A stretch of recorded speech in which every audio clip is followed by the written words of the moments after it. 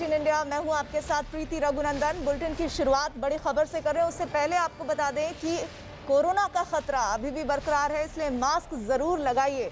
और साथ ही साथ इस वक्त की बड़ी खबर आपको बता दें जो ट्विटर से जुड़ी हुई है।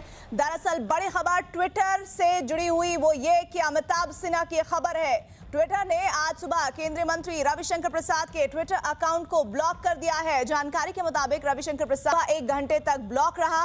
ट्विटर की दलील थी कि रविशंकर प्रसाद की पोस्ट अमेरिकी कानून के खिलाफ थी, जिसकी वजह से उसे ये कार्रवाई करनी पड़ी। हालांकि एक बार फिर आपको बता दें ट्विटर ने अपनी गलती सुधारी है और 1 घंटे बाद केंद्रीय मंत्री रविशंकर प्रसाद के ट्विटर अकाउंट को अनलॉक कर दिया गया है। तो आईटी मंत्री रविशंकर प्रसाद का ट्विटर करीब 1 घंटे तक ब्लॉक रहा और इस बात की जानकारी उन्होंने खुद साझा की है। केंद्रीय मंत्री रविशंकर प्रसाद ने यह कहा है कि ट्विटर ने करीब 1 घंटे तक उनका ब्लॉक किया अकाउंट और उसके बाद अचानक से फिर उसे अनब्लॉक कर दिया गया। ट्विटर और केंद्र सरकार में लगातार टकराव जारी है और इसी बीच आज केंद्रीय आईटी मंत्री रविशंकर प्रसाद ने कहा है कि ट्विटर ने करीब 1 घंटे तक उनका अकाउंट ब्लॉक रखा और उसके बाद थोड़ी देर के ही खोल दिया। हालांकि ये दोनों ही तस्वीरें जिस बात की जानकारी रविशंकर प्रसाद ने खुद दी है और ये दलील ट्विटर की तरफ से दी गई है कि अमेरिकी कानून के खिलाफ रविशंकर प्रसाद ने अपना ट्वीट किया था। अमिताभ सिन्हा हमारे साथ जुड़ रहे हैं। अमिताभ, पहले तो बताइए कि ट्विटर ने इसके पीछे किस तरह की दलील दी है? देखिए, ट्विटर ने 2-3 चीजें कही। सबसे पहले कि आपने जो भी पोस्ट किया है, सबसे पहले तो रविशंकर प्रसाद को उन्होंने नोटिस नहीं दिया कि आपका ट्विटर अकाउंट हम लोग ब्लॉक करने जा रहे हैं। अगर आप देश के आईटी मिनिस्टर का, भारत जैसे सबसे बड़े लोकतांत्रिक देश के आईटी मिनिस्टर का अगर ट्विटर ब्लॉक कर रहे हो तो कम से कम उन्हें बताना तो पड़ेगा आपको ट्विटर को, जिनके दम पर आप यहाँ भारत में काम कर रहे थे। आईटी मिनिस्ट्री ही पूरा का पूरा सोशल मीडिया कंट्रोल करती है। आप उनको ही आपने बताया नहीं कि उनका ट्विटर अकाउंट ब्लॉक कर रहे हो। दूसरी बात, उन्होंने जब रविशंकर प्रसाद और उनकी टीम ने पाया कि वो ट्वीट नहीं कर पा रहे हैं तो उन्होंने ट्विटर से बात की। ट्विटर ने कहा कि अमेरिकन डिजिटल मिलेनियम कानूनों के हिसाब से उनके ट्विटर को ब्लॉक किया गया है क्योंकि उनमें ऐसे ऐसे कंटेंट डाले गए हैं जो उनके कानूनों के खिलाफ हैं।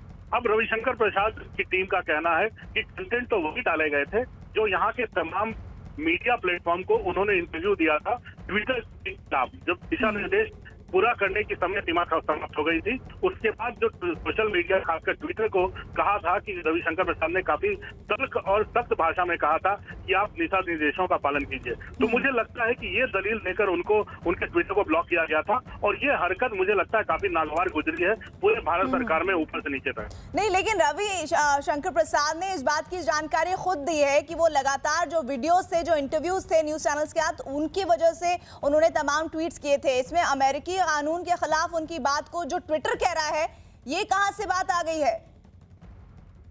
मुझे लगता है अगर ट्विटर के खिलाफ अगर बात चल रही हो, अगर पूरी की पूरी भारत की मीडिया, जो शीर्ष मीडिया जिसे कह सकते हैं, उन सबके सारे जर्नलिस्टों के इंटरव्यू जो रविशंकर प्रसाद ने 2 दिनों में दिए थे, उन सभी इंटरव्यूज को अगर ट्विटर पर डाला गया हो सकता है ट्विटर को यह अभिव्यक्ति की आजादी बिल्कुल नहीं भा रही हो, क्योंकि ट्विटर पर यही आरोप लगातार भारत सरकार भी और आईटी रूल्स भी लगाते रहे हैं कि उनके लिए पैमाने अलग होते हैं।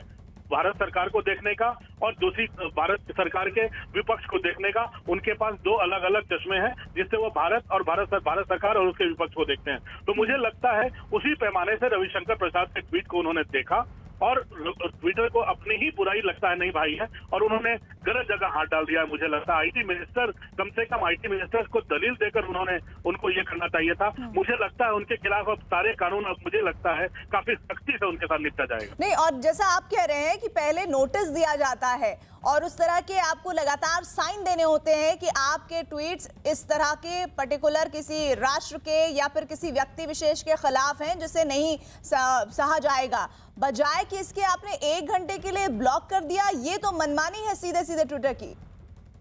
इसी मनमानी को रोकने के लिए दिशा निर्देश तय किए गए थे।